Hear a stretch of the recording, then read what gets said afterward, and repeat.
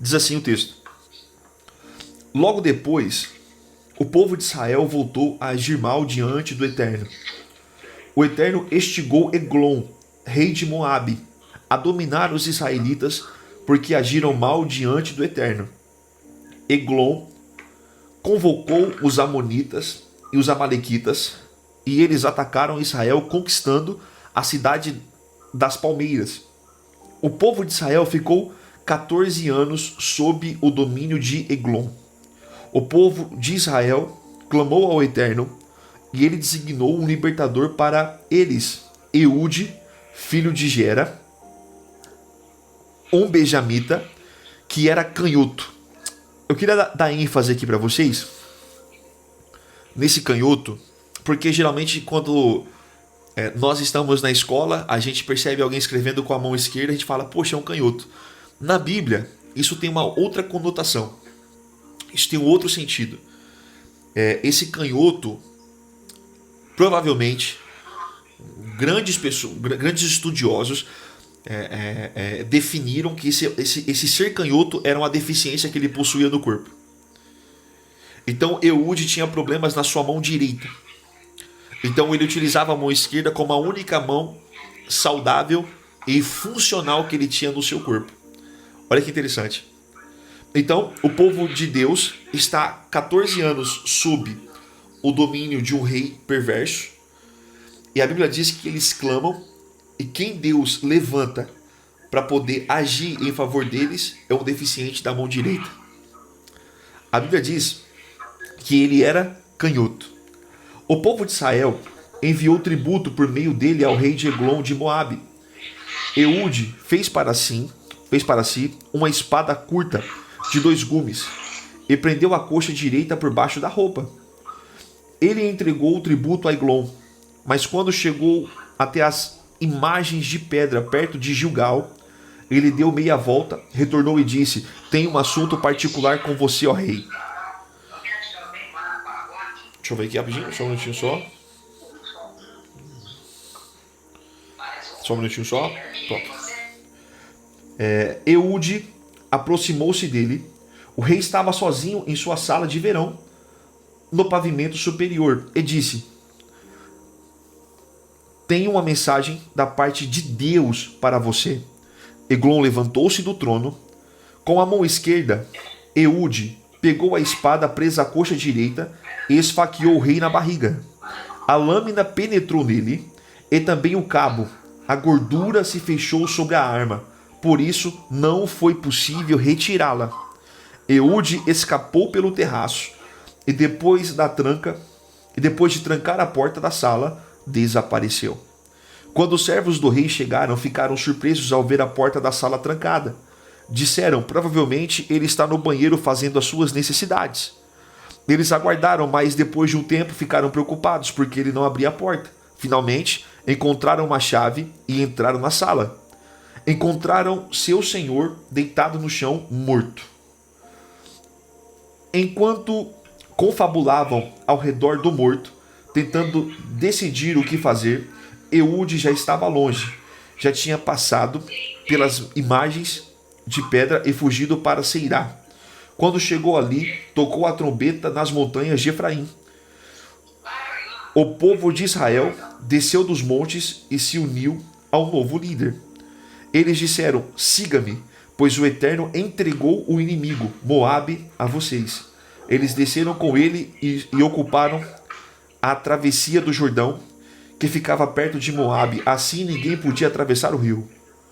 Na ocasião, eles mataram cerca de 10.000 moabitas, todos bem alimentados e fortes. Quem era bem alimentados e fortes? Os moabitas, os 10.000 que morreram. Ninguém escapou naquele dia. Moabe foi subjugado por Israel. A terra teve paz por 80 anos. Amém. Amém. Eu vou falar para vocês uma coisa. Deixa eu explicar para vocês o contexto. Eu acho que é aqui que nós vamos hoje assumir a maior parte do tempo da nossa aula. Vai acontecer no contexto. A Bíblia fala que Deus escolhe Moisés. Eu não sei se vocês se lembram dessa história, mas eu vou pincelar rapidinho. Moisés ele fica 40 anos no Egito. Depois ele foge e ele foge e fica 40 anos fora. Ele casa com Zípora, tem Eliezer e Gerson como seus filhos. Depois ele sai de onde ele estava, volta para o Egito, ocorre a libertação. Depois ele fica mais 40 anos no deserto, até que acontece a chamada de Deus no Monte Nebo. Deus fala assim para Moisés: sobe aqui, Moisés. E no Monte Nebo, Moisés encerra suas atividades. Moisés morre no Monte Nebo. E a partir dali, Deus já tinha escolhido alguém para continuar e dar continuidade àquilo que Moisés tinha começado. Moisés preparou por um tempo e fez com que um homem que tinha uma capacidade particular incrível, que era Josué, entendesse sobre as leis e se tornasse o próximo líder da nação. Você, quando vai ler o livro de Josué, a gente chama de Pentateuco, né? Que são 5 primeiros. E quando a gente geralmente chama, tá, na academia, Hexateuco. Porque a gente considera também o livro de Josué, porque é um livro de continuidade, onde tem de fato um desfecho bacana ali. E Josué, ele era um líder guerreiro, ele era um homem estrategista em combate, que fazia avanços em nome de Deus. E a ordem que Deus deu a ele, no meio dos seus avanços, na verdade, antes dele começar a avançar, foi: Josué, o trabalho é árduo, ele é difícil, mas põe-te em pé, seja corajoso, tem de bom ânimo, porque eu vou estar com você. Esse texto a gente conhece, né? Josué 1:8, né? Então esse texto a gente conhece. Josué se levanta, depois acho que de um período de 30 dias, 60, 90 dias mais ou menos, é um período muito longo do luto de Moisés. Josué, ele vai ao combate. E a ordem de Deus era clara: Josué, não deixe ninguém viver. Onde você entrar, onde você ir, você extirpa todos do mapa. E nós que estamos no Brasil, 4.000 anos depois, quando nós lemos assim, a gente fala: nossa, que absurdo, como o nosso Deus é violento. Não, cara, o povo que Josué dizimou era um povo absurdamente violento. Eles matavam crianças, sacrificavam crianças em rituais a outros deuses. Eles violentavam mulheres. Eles não respeitavam pai e mãe. Matavam os seus pais, matavam as suas mães. Tinham relações com as suas mães.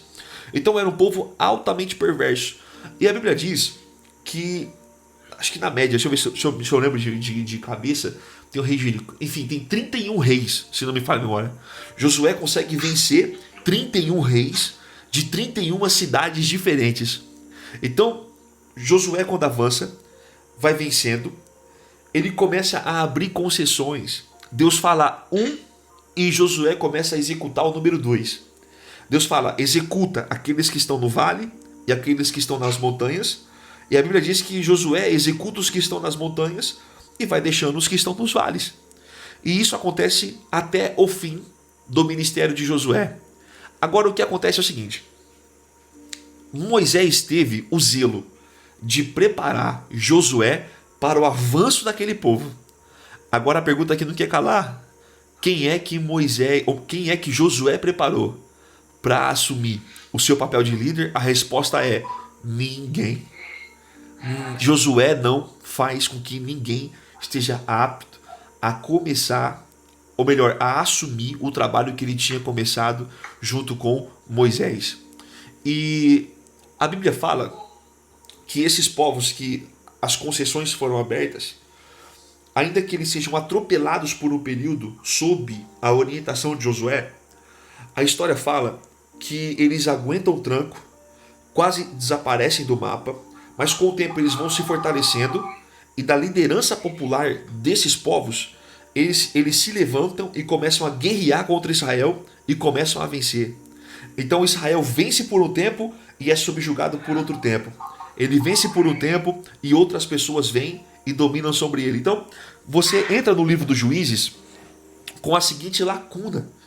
Qual é a lacuna? Quem é o nosso líder? A quem nós vamos ouvir? Quem é que vai nos conduzir à direção que Deus quer que nós avancemos? E a Bíblia fala que não há ninguém, porque ninguém preparou um líder para assumir após Josué. Então, o clamor popular, as pessoas estão passando por uma dificuldade muito grande. E a Bíblia fala que Deus começa a levantar juízes. Você sabe quantos juízes existem na Bíblia? Sabe, tem uma ideia aí? Não? Faz não, né? No livro de Juízes são 13 juízes. Aí no livro de Samuel nós temos mais dois, que é Eli e Samuel. Aí depois de Samuel se encerra o período dos juízes e começa o período monárquico, na verdade. Onde tem rei, onde tem rainha, onde tem príncipe, não sei o que lá, enfim. Então, a Bíblia fala que dentro desse contexto de lacuna de liderança, onde ninguém foi treinado para assumir essas responsabilidades, nós vamos começar a enxergar Deus levantando juízes para julgar sobre a nação extraordinários. Por quê, pastor Igor? É muito simples. Eles são horríveis, cara.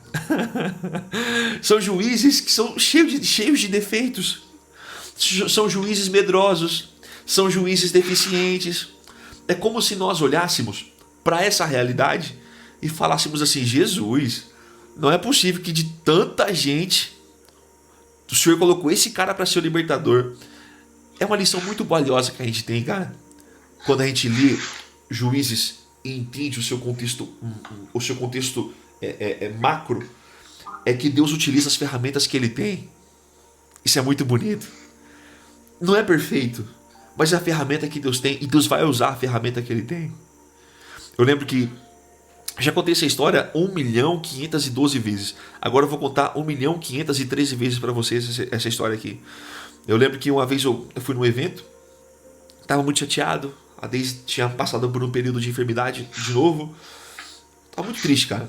E foi um evento que era aniversário da igreja. E nós sabemos, né? Que aniversário da igreja geralmente é um evento assim de tirar o chapéu. O pessoal se dedica, os irmãos compram roupa parecida, os grupos ensaiam louvores com mais ênfase, com mais suor. Você percebe que eles se dedicam mais. Há uma dedicação extra nos ensaios. Eu fui pregar lá. E quando eu cheguei lá, o irmão tava tocando assim uma guitarrinha muito simples, cara. Acho que ele sabia 3 notas só. Ele tocava assim, ó.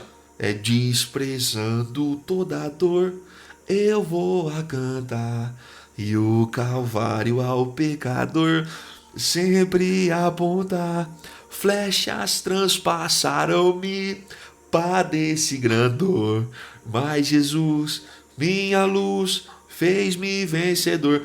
Aquele cara não era o mais talentoso na igreja. E eu percebi isso pelas pessoas que tiveram oportunidade depois dele.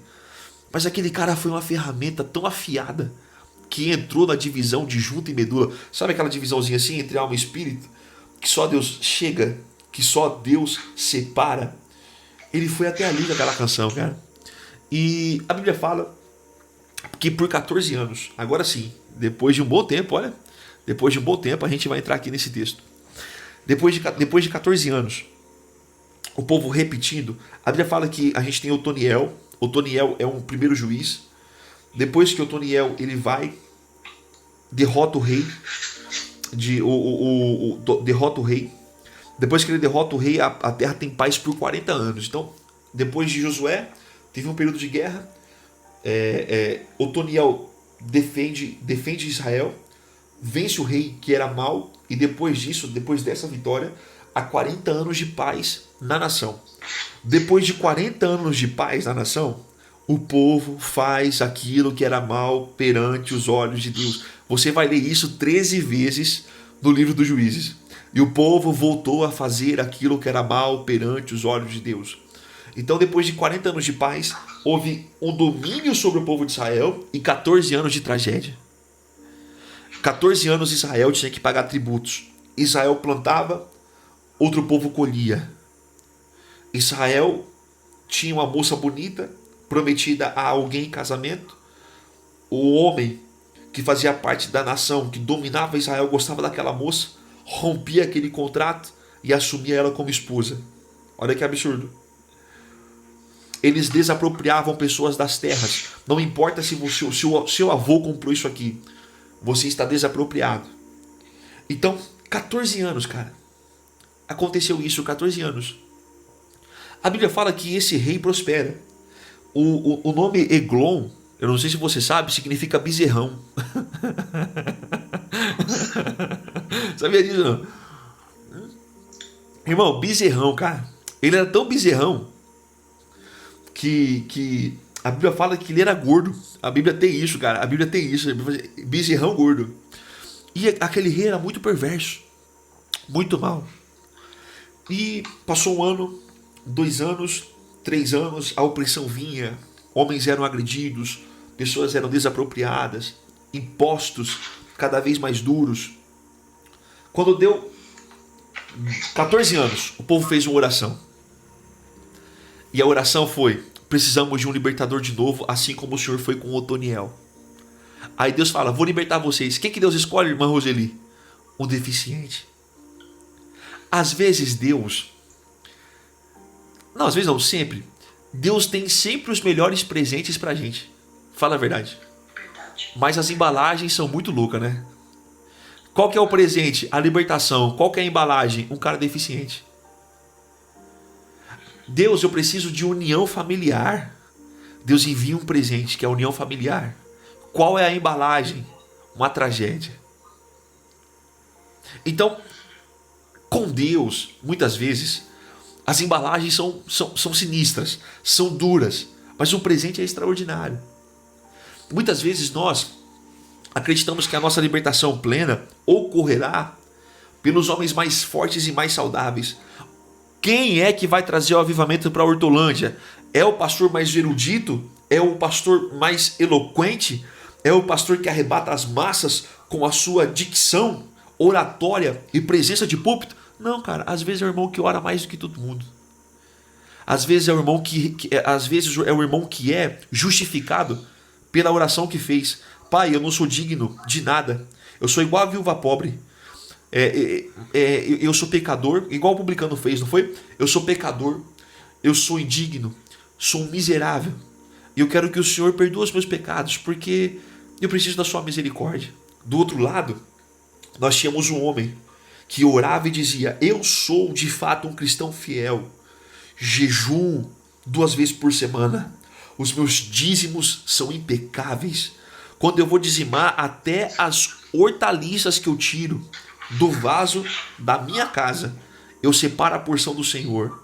Eu dou esmolas no templo. Não perco um culto.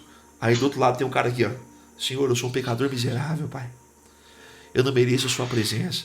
Aí de onde você acha que vai vir a resposta de um país sedento por Deus? É do homem forte e fiel? Ou é daquele pecador que reconheceu o seu estado de pecaminosidade? Que sem Deus não dá, sem Deus não funciona. Então, Eude, o homem que era deficiente, ele recebe um recurso e vai até o bezerrão, Eglon, o porco gordo. Quando ele chega até Eglon, ele paga o tributo e diz: ok, está tudo certo, está aqui o recurso que eu tinha que trazer a você, mas eu tenho para você uma mensagem de Deus. Na coxa direita, ele fez um punhal, uma espada pequena, um punhal, irmão, de 50 centímetros. Isso é meio metro, cara. É isso aqui, ó. Nossa. É grande, velho. Ele colocou na coxa. E eu vou te fazer uma pergunta. Por que você acha que ninguém, irmão, revistou Eude? Porque ele não demonstrava nenhum tipo de ameaça. É um deficiente. Já imaginou, irmã Roseli, um anão te assaltar? Fala a verdade. Você entrega, o anão vem e fala assim: é um assalto. Que assalto não? Você não... A pistola na mão dele parece uma bazuca. Como é que você vai dar moral para um anão que está te assaltando, cara? Então, a aparência de um homem inofensivo enganou o rei, que era altivo.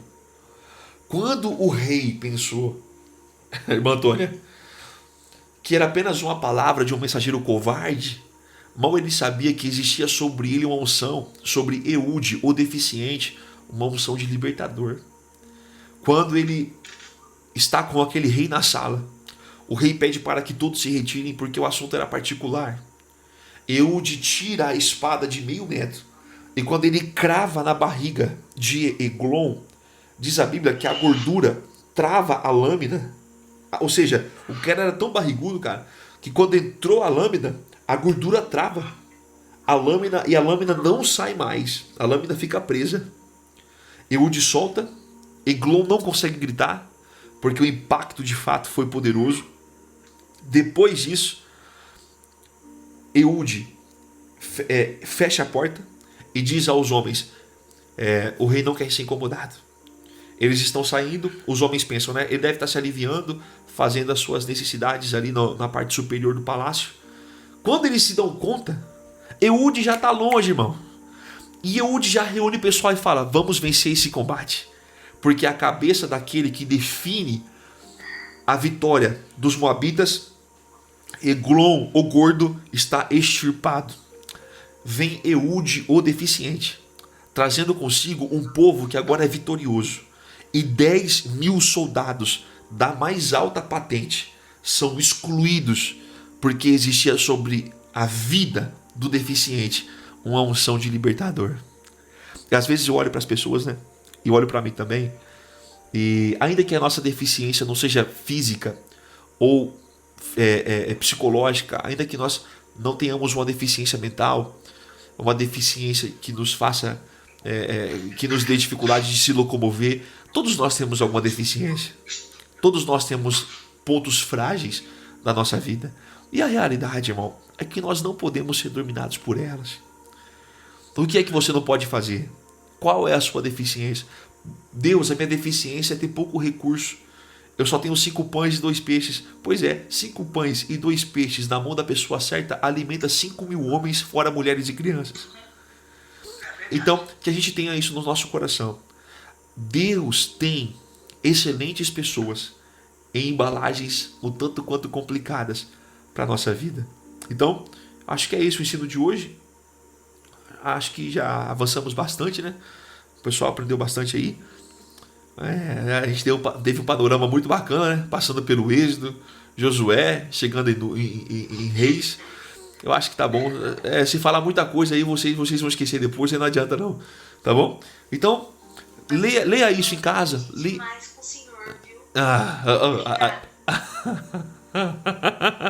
A Deise, ela quer o divórcio. Enfim, a gente precisa de fato ler isso com mais atenção. Porque isso é para nós, gente. Isso é para nossa realidade. Deus nos traz esse ponto importante hoje, que é para a gente refletir sobre isso. Tá bom? Que Deus abençoe muito vocês. Vamos fazer uma oração? Vou orar aqui por vocês. Amém, pastor Igor. Amém. Deus abençoe vocês aí. Fala para você, cara. Eu vou ter que eliminar as ovelhas do rebanho. Tá muito complicado. A nossa igreja lá tá muito difícil. Vou colocar chumbinho na feijoada. Inclusive, feijoada amanhã a senhora vai, né, irmã Roseli? Eu vou. A irmã Antônia vai também. Viu, pastor Igor? Diz que sua mãe faz uma feijoada da pontinha da orelha. Aqui, ó, tem pra ninguém. Dizem, assim, eu que falei, né? E o que eu falei é verdade. É a melhor feijoada do mundo. Ninguém ganha. Alguém aqui, vamos lá. Alguém aqui ficou com alguma dúvida, gente? Não é possível, cara. Não é possível que... Não é possível que ninguém tenha dúvida de nada, cara. Eu não entendo essa igreja aqui, irmão. Jesus Cristo, cara. Ninguém tem dúvida, todo mundo entende tudo. Mas tá bom. Se você tiver alguma dúvida aí, depois você chama a gente aí para poder satisfazê-los. Tá bom? Deus, obrigado pelo que o Senhor tem feito. O Senhor tem nos dado graça. O Senhor tem nos dado sabedoria e entendimento. O Senhor tem nos dado força, Pai, para avançar aquilo que o Senhor de fato tem para nós como propósito de vida.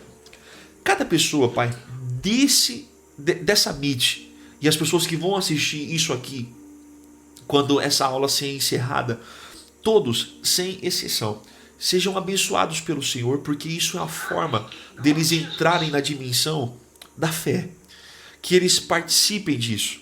Que essa fé viva, que opera milagres, aqueles que estão doentes. Essa fé viva, Pai, que acolhe pessoas que estão dispersas. Essa fé viva que dá suporte para aqueles que estão solitários. Que é companhia para aqueles que estão sozinhos. Que é, Pai, fôlego, vida para aqueles que estão caminhando em dias difíceis. Ainda que não haja resolução, nós cremos em um Deus que pode resolver tudo. Nós fazemos, Pai, hoje a oração de Abacuque. Ainda que não haja produto na videira, ainda que o produto da oliveira minta, ainda que as ovelhas malhadas sejam arrebatadas dos currais, ainda que não haja mantimento nos silos, todavia nós nos alegraremos no Deus da nossa salvação. Obrigado, Pai, pelo nosso culto de ensino de hoje e que a gente possa evoluir cada vez mais no quesito entendimento da sua palavra. Te louvamos e te agradecemos por tudo, em nome do Senhor Jesus Cristo. E o Senhor Jesus, o pedido que eu te faço, Pai, que a nossa feijoada seja maravilhosa, que seja um momento de comunhão extraordinário para todos nós e que a gente, em fé, cresça cada vez mais com saúde na sua presença. A sua igreja te ama, Pai. Em nome de Jesus, amém. Amém por isso? Amém. Deus abençoe vocês então. Ó, rapidinho, rapaziada. Meia hora de cima aí é nada. Fique com Deus. Tchau, tchau. Tchau, tchau, tchau, tchau, tchau, tchau. Tchau, tchau. Amém, tchau, tchau. Deus abençoe a todos. Amém. Tchau, tchau. Tchau, tchau, tchau, tchau, tchau, tchau. Tchau, gente. Até amanhã. Tô com saudade de amanhã. Até amanhã, gente. Tchau, tchau.